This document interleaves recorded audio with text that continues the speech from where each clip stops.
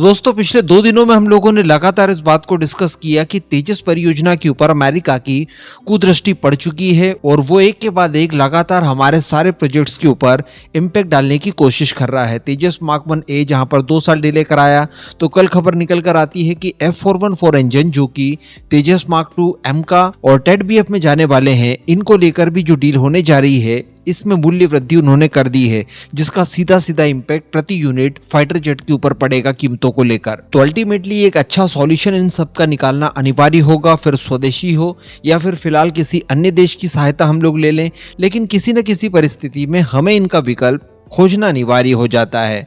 क्योंकि अब एक नई खबर निकल कर आ रही है इंजन के संदर्भ में ही। देखिए तेजस मार्क 1A 2 साल तो इन्होंने डिले करवा दिया, F404 इंजन को समय पर डिलीवर्ड ना करके। अभी भी बताया ये जा रहा है कि मार्च मंथ तक 2 की संख्या में इंजन प्रोवाइड करवाए जाएंगे। हालांकि HAL ने यहाँ पर सूझबूझ का परिचय देते हुए प्रोडक्शन को नहीं रोका। मैंने आपको पास्ट में बताया था कि प्रोडक्शन लगातार चलते रहेगा और प्रोडक्शन के लिए अनिवार्य जो इंजन की आवश्यकता होती है उसके लिए पुराने जो रिजर्वों में इंजन पड़े हैं उनका इस्तेमाल किया जाएगा। बाद में जब इंजन मिल जाएंगे तो उन्हें बदली कर दिया जाएगा। अब अमेरिका द्वारा यहाँ पर एक ऑप्शन दिया जा रहा है भारत को, और ये ऑप्शन देखने में तो बहुत अच्छा लगता, लेकिन ये तेजस की क्षमताओं को बहुत निम्न स्तर तक ला देगा। जी हाँ, यहाँ पर दरअसल इनकी तरफ से बताया ये जा रहा है कि जनरल इलेक्ट्रिक की तरफ से एक इंटरिम सॉल्यूशन निकाला गया है इंजन्स को लेकर। जैसा कि बांग्लादेश के अंदर कोई गवर्नमेंट नहीं है तो एक इंटरिम गवर्नमेंट बैठा दी गई है तब तक के लिए जब तक कि कोई नई गवर्नमेंट का गठन वहां पर नहीं हो जाता। ठीक इसी तरह से इनके द्वारा ये ऑफर दिया गया है भारत को कि सैमसंग टेक्विन के F404 G102 इंजन आप इस्तेमाल करके अपने तेजस का प्रोडक्शन प्रॉपर कर लीजिए। ये इंजन वैसे F404 की तरह ही है, साइज वगैरह में भी कोई प्रॉब्लम नहीं है, लेकिन यहाँ पर जो सबसे बड़ा अंतर है वो है इसके थ्रस्ट को लेकर। जहां पर F404 IN20 वेरिएंट हम लोग हमारे तेजस में इस्तेमाल करने जा रहे हैं, इसका थ्रस्ट कितना है 84 किलो न्यूटन के आसपास। लेकिन ये जो दूसरा इंजन हमें ऑफर कर रहे हैं यानी F404 G102, इसका थ्रस्ट बताया जाता है 78.7 किलो न्यूटन। तो ऑलमोस्ट 5 किलो थ्रस्ट इसका पहले ही कम है F404 की तुलना में। साथ ही जब ये भारतीय परिस्थितियों में रन करेगा तब 8 से लेकर 10% तक ये फिर से थ्रस्ट रिड्यूस कर देगा। तो आप ये कह दीजिए कि ये 70-72 किलो न्यूटन थ्रस्ट आपको दे सकेगा।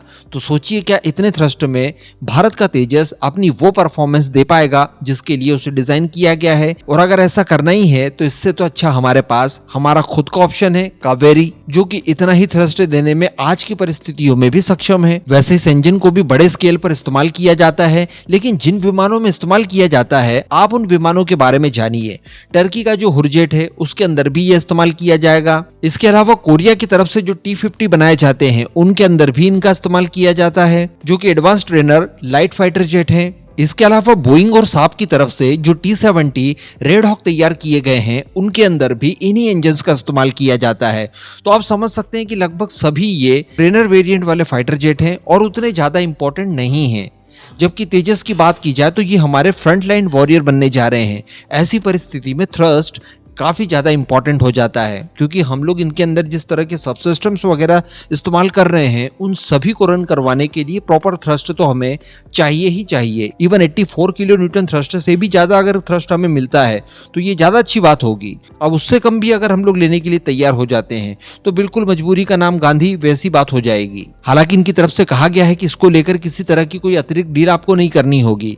आप फिलहाल अपने प्रोडक्शन को बनाए रखने के लिए हमसे ये इंजन ले लीजिए, विमान में इस्तेमाल कीजिए। उसके बाद जब प्रोडक्शन हमारा F404 का प्रॉपर होने लगेगा उस समय हम आपको नए इंजन वो दे देंगे, फिर बाद में आप बदली कर लीजिएगा। तो कहने का मतलब किसी तरह का कोई एडिशनल भार तो हमारे ऊपर नहीं आएगा। लेकिन यहाँ पर एक और चीज समझी जा सकती है कि अगर हम लोग इस अंतरिम सॉल्यूशन का इस्तेमाल करना शुरू कर देते हैं तो जनरल इलेक्ट्रिक भी एक तरह से रिलैक्स हो जाएगा। उसे लगेगा कि भारत का काम तो देखिए हो ही रहा है, प्रोडक्शन बराबर चल रहा है, तो फिर मेरे ख्याल से वो और भी ज्यादा डिले कर सकते हैं हमें मेन इंजन को प्रोवाइड कराने में। तो इसलिए मेरे हिसाब से ये सॉल्यूशन उतना ज्यादा उपयोगी नहीं होगा। इसके अलावा हमारे शुरुआती बैच के ही तेजस मार्क 1A वैसा परफॉर्म नहीं कर पाएंगे जैसा कि एक्चुअली करना चाहिए इन्हें। मान लीजिए कि इसी बीच कोई फॉरेन कस्टमर हमारे पास आ जाता है जो कि तेजस को खरीदने में इंटरेस्टेड है, तो उसे हम लोग क्या प्रदर्शन दिखाएंगे तेजस मार्क 1A का? वो दिखाई नहीं पाएंगे जो एक्चुअली वो प्रदर्शित करने में सक्षम है। ऊपर से जनरल इलेक्ट्रिक इस तरह का ऑप्शन देकर एक एहसान हमारे मत्थे अलग से डाल देगा। तो यहाँ पर मुझे तो यही लग रहा है कि ये लोग इंजन को लेकर और डिले कर सकते हैं, ये उनकी किसी तरह की कोई चाल हो सकती है। इसके साथ साथ ये तेजस की क्षमताओं को भी कम करवाना चाहते हैं ताकि दुनिया भर के अंदर तेजस मार्क 1 वो पीआर हासिल न कर सके जो एक्चुअली वो डिजर्व करता है। बाकी आप अपना ओपिनियन नीचे कमेंट बॉक्स में जरूर दीजिएगा।